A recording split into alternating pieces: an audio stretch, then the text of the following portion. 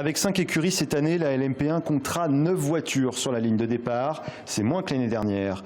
Nissan s'est retiré en cours d'année, mais ce n'est pas la seule raison. Audi et surtout Porsche, vainqueurs en 2015, aligneront seulement 2 prototypes contre 3 auparavant. Toyota pourrait bien en profiter pour enfin remporter un titre, d'autant que le constructeur japonais proposera un bolide entièrement repensé. On est maintenant dans une catégorie où si on ne développe pas chaque année tous les éléments de la voiture, eh bien on est derrière, c'est ce qui nous est arrivé l'année dernière. Donc là on a compris assez vite et on a mis en chantier un nouveau moteur, un nouveau système hybride, un nouveau châssis et une nouvelle carrosserie, mais ça tous les ans on change la carrosserie, donc c'est pas le déterminant.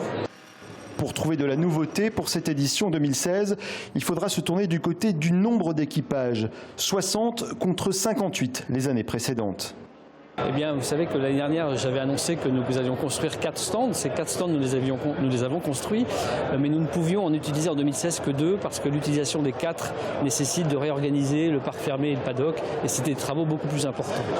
Maintenant, devant la qualité et le nombre d'engagés pour Le Mans, nous avons décidé de repousser les montagnes, et donc nous avons réorganisé complètement le parc fermé d'une autre façon que nous l'avions prévu au départ, de façon à accepter ces 60 voitures. Et parmi ces 60 équipages, la LMP2 sera présente en force, 22 voitures alignées, ce qui constitue le plus gros bataillon de la compétition. De jeunes premiers sont intégrés, comme le team Panis-Barthez qui aura sa voiture.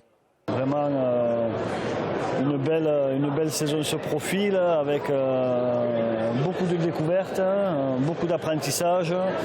Donc c'est ce qu'on recherche, quoi. Humainement, ça va être, je pense que ça va être très fort. Donc comme on dit, c'est le moteur de ce projet, quoi. C'est l'aventure humaine. Enfin, la catégorie GTE Pro sera marquée par le grand retour de Ford, de quoi causer quelques problèmes aux tenants du titre, Ferrari.